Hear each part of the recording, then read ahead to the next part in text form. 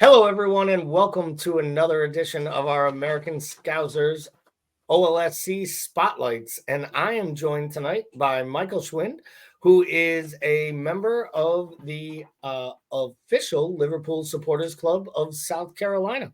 Michael, how are you doing tonight? Yeah, not too bad. How about yourself? Doing good, doing good. Just really excited here about the kickoff. The summer series here as the Reds come over for a little bit of excitement here stateside. So I got to ask you before we jump into the match stuff, what's the excitement level right now in South Carolina, knowing that the Reds are on their way down? People have been really excited for a while now. It's been as soon as it was announced that it was like a game was coming to Columbia, like a match was here, like we were really excited that coming. Now we're being 2 weeks away. It's something that's ramping up. People are it's adding group chats or throwing WhatsApp messages, like trying to get together, like making sure they'll be able to see all of their friends and get everyone at events and really create like that game day atmosphere that we don't get very often over here. So it's been pretty exciting to see being able to go and do that and Awesome. We're excited to highlight a little bit of your events, talk about the few days that folks who are traveling to the area can expect, and some of the really cool things that are happening and some of the extra special things that your supporters club is putting together. But before we go there, I always, anytime we get anyone on the podcast or an interview, we always like to start with your Liverpool story. So yeah.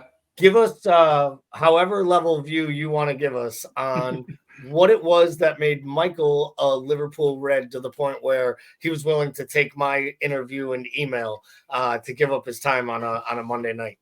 Yeah. It started way back at like 2006 World Cup. Like I had an exchange student from France who was just really into it. I had not watched a lot of, soccer at the time. And, basically that entire World Cup, all we did was play video games and watch it. And that was my entire summer. And then just there's a bunch of players during that, that year, like Fernando Torres and Stevie G, that like really resonated with me. And it just happened to be that they played on the same team. And so like, basically it's been full steam ahead since, that summer. And then now it's been, the Champions Leagues and going. Like I was able to go to the game in Charlotte when we played against Dortmund, and that was really cool to see. And so it's been great. Living in Charleston, like I've been very fortunate to have a really good group of people that we watched, all the matches with, and it's been great bringing people into that. My fiance is now a huge fan. Like we converted her.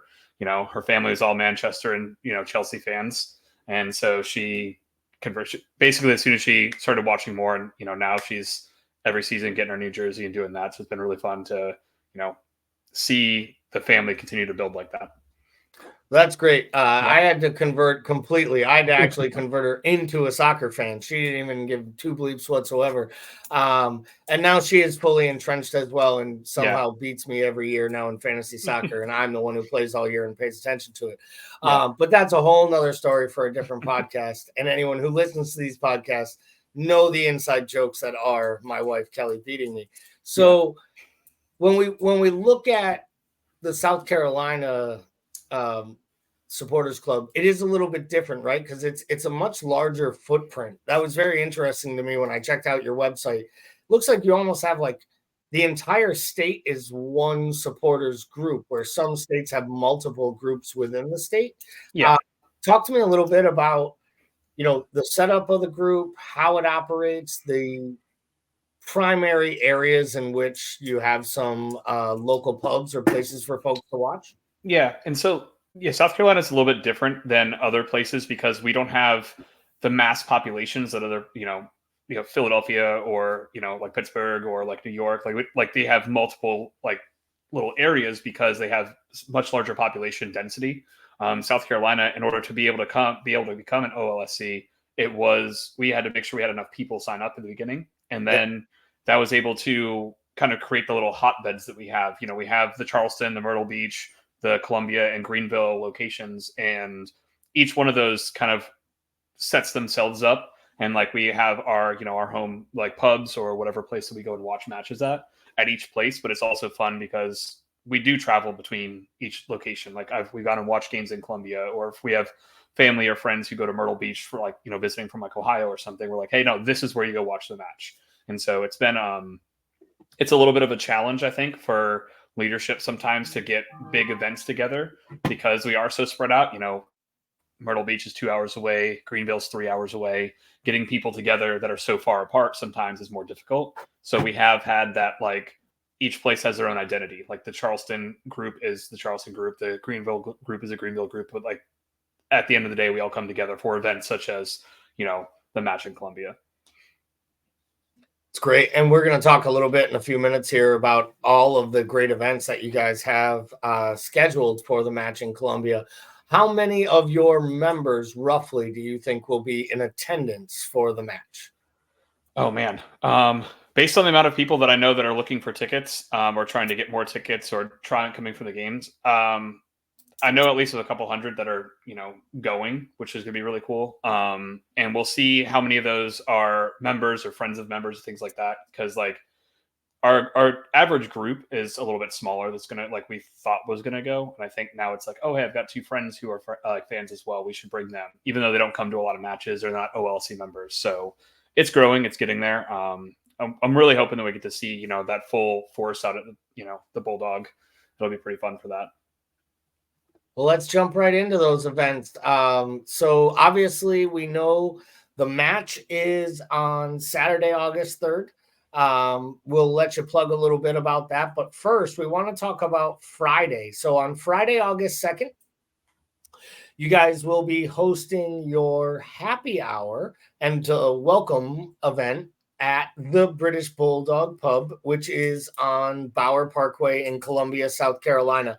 Do you have a little plug for us on the Bulldog? Maybe how they became a club sponsor member? Are they big Liverpool folks? Are they just the best place in Columbia to watch soccer? What's the lay of the land at the Bulldog? Yeah, it's a little bit of both.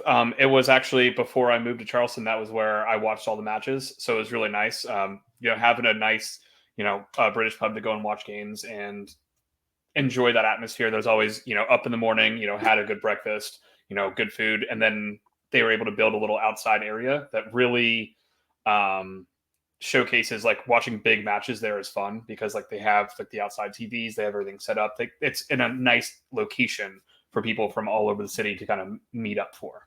But if you've never been before, it's a fantastic place. They've got great beer. They've also, Scotch and eggs breakfast is always solid there. So, but yeah, I actually don't know how they became the official watch party. I just know that the first time I went there, that was the only place that I watched games at for 5 years. So it's nice because it's not just Liverpool. Like people from other teams will also go and watch games.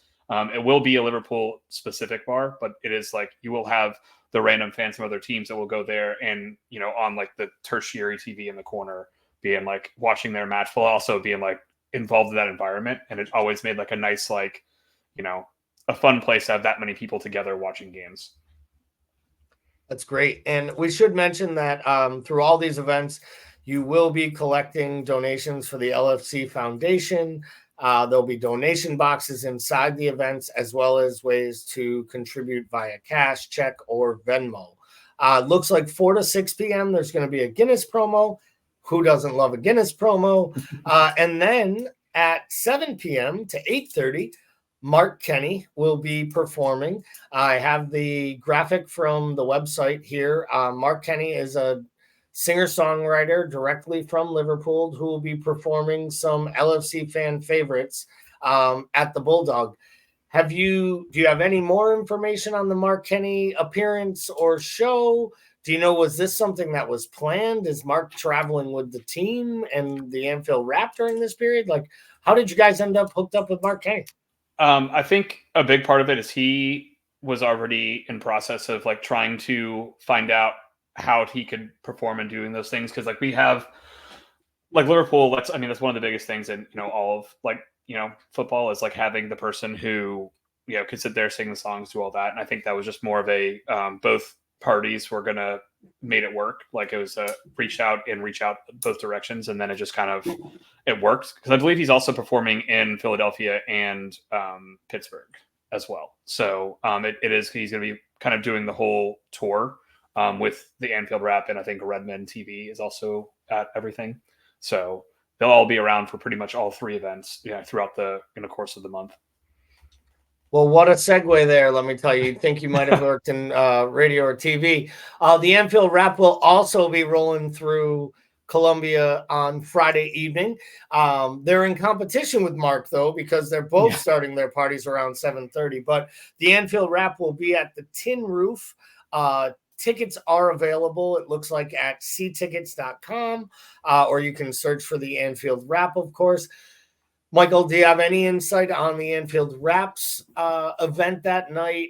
Maybe some backstory on Tin Roof for anyone who might be going in attendance? I mean, Tin Roof was the other place. Like, I used to live. Tin Roof is actually in downtown Columbia, so it's like in the middle of what they call the Vista, and it's more of a traditional, like, I would say it's more of a college style bar, but like on Friday nights or Saturday nights or for events, it's got a huge outdoor area on both sides of it. It's next to an event venue space, so like there's a lot of space. I believe that they're doing a live podcast while they're doing that as a ticketed event. So like they're going to have people in there doing more of a live podcast, and in front of everyone, there's a stage in the Tin Roof where most likely they'll be set up, and then they'll just kind of be interacting with people, being able to do a little bit of FaceTime, things like that, which would be kind of cool to see. But yeah, Tin Roof's much more downtown. The Bulldog is a little bit away from downtown. It's like 10 to 15 minutes up the road.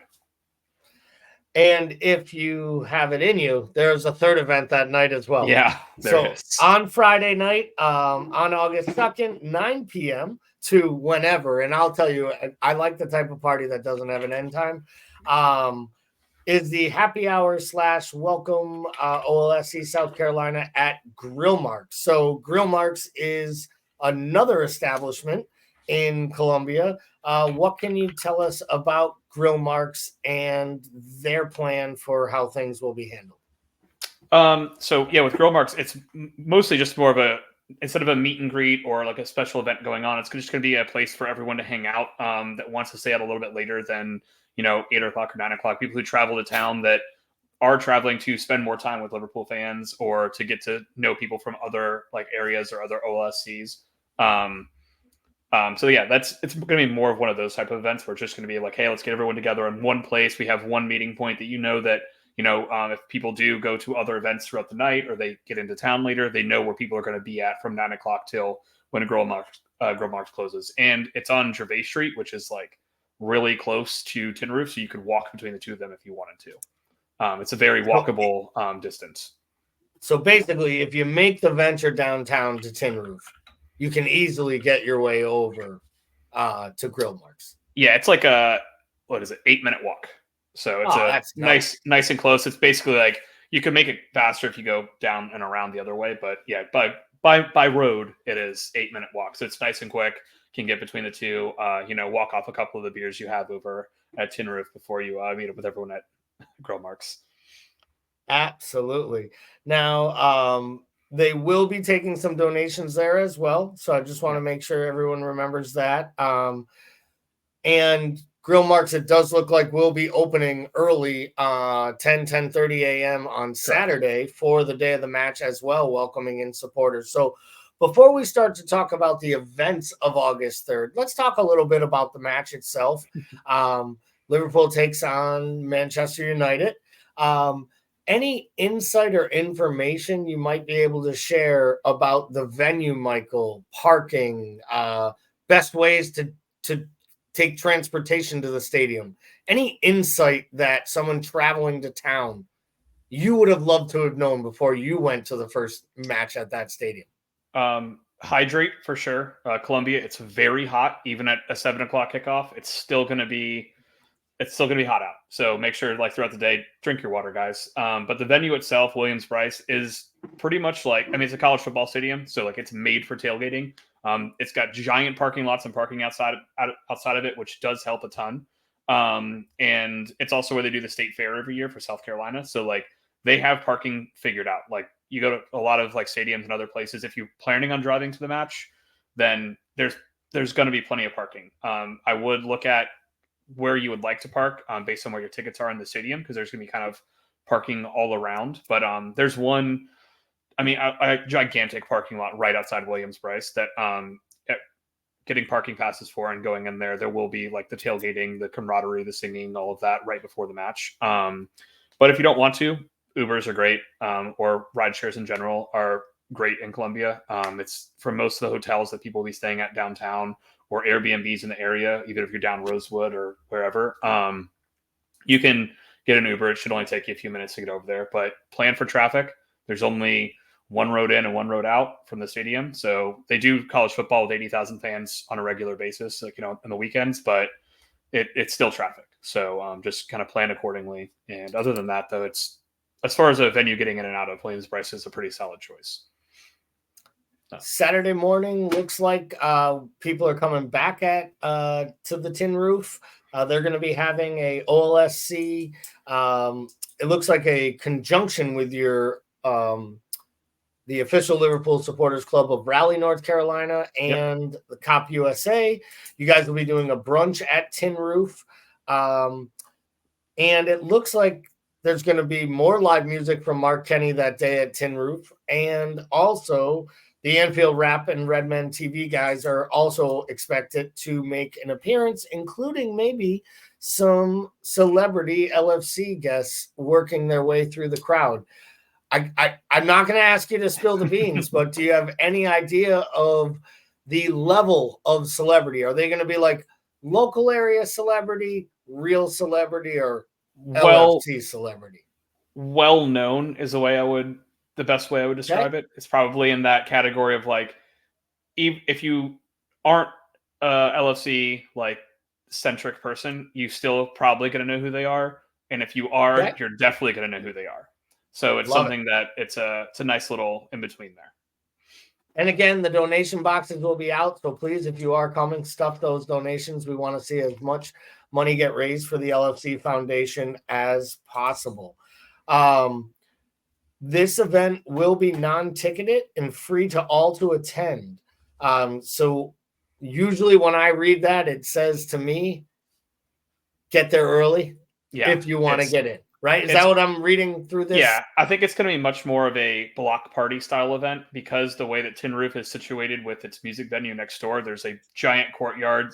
They'll usually block it all off and have parking or not parking, but like tons of area for people to go and hang out in the parking lot. They'll probably close it off so you can't actually park there.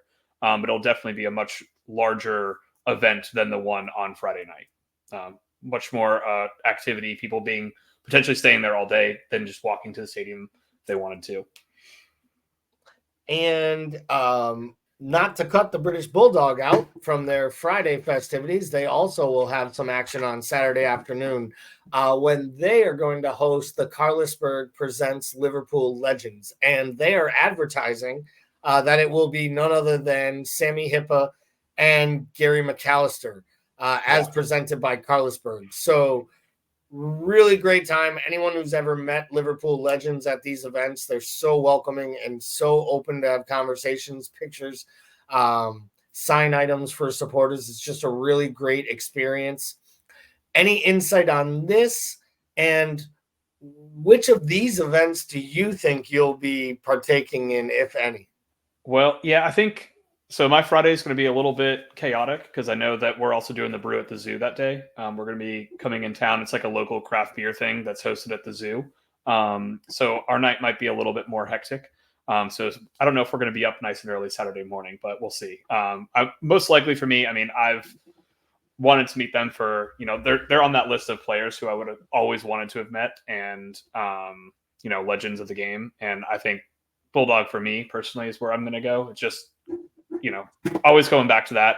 But yeah, I mean, if we have got the time, we're not staying too far away from Tin Roof. We'll kind of come and hang out for a bit, see everyone. If we didn't already hang out with them at Grill Marks the night before.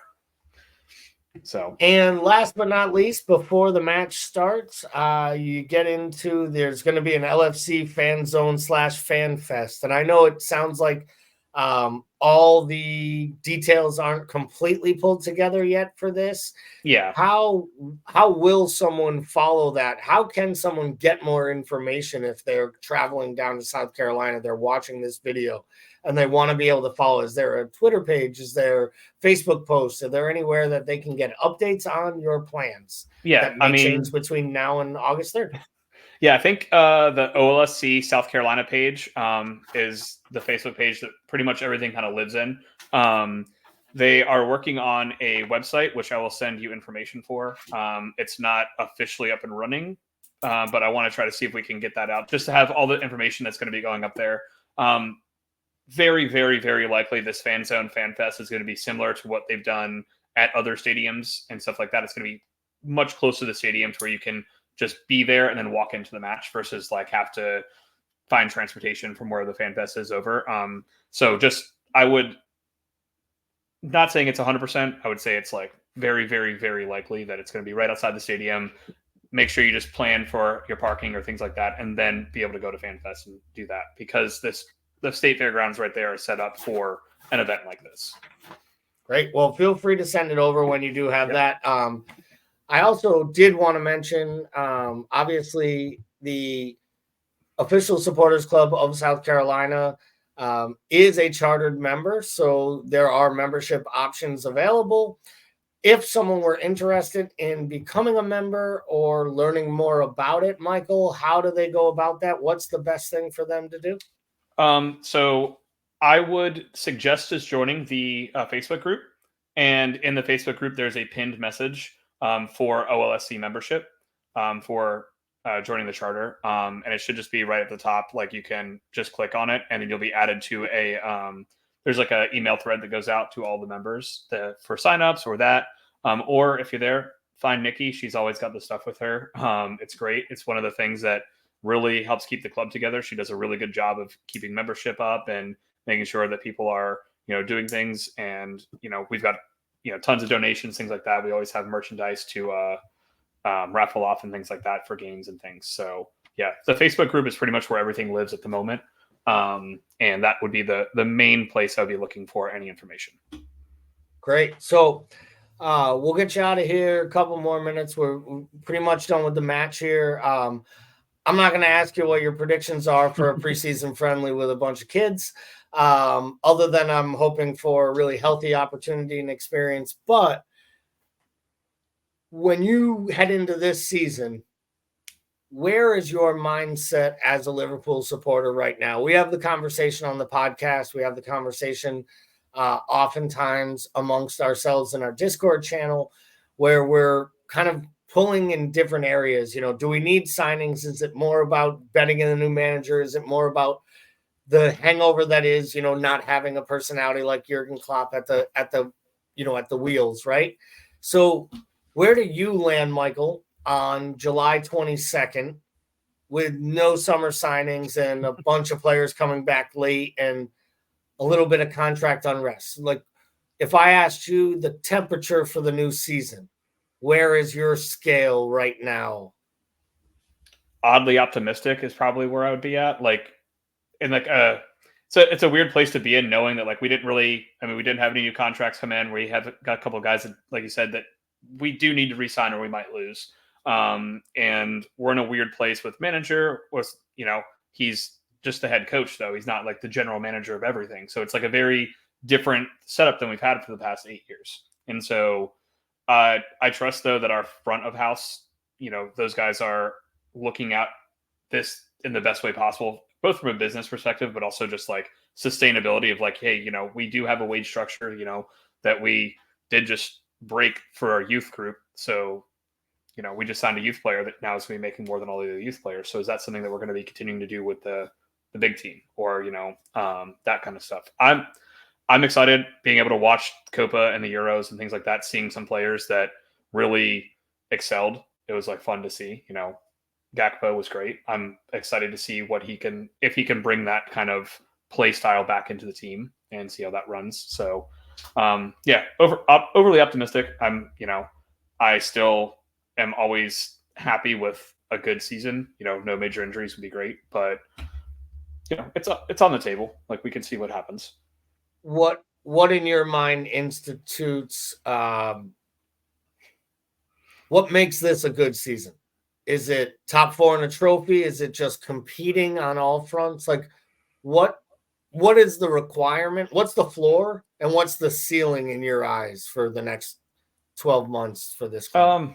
I mean, floor, I think top 6 is like, that's got to be the floor for me. Like, I do think that is on the table with the players that we have, regardless of the coaching situation and things like that. Like, we have the players to make the run. And I'll trust like Arden that, where he is saying, I want to assess where we're at before I make signings. And that's a very understandable thing. Like, we didn't bring him on in January. We brought him on after everything was done and giving him some time to figure out if these are the players that he wants to keep or not. And, if, we're going to keep some younger players around, maybe keeping Sepp Vandenberg for depth or things of that nature might be more of our signing strategy than it would be to go out and, get another, defensive player.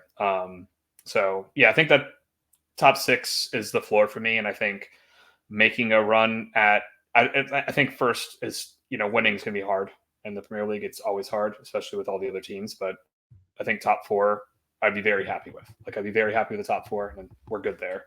The trophy is always cool, man. I always love some trophies. So, it's I'm the same way. I kind of feel like you got to compete for one, at least show that you can go deeper in it.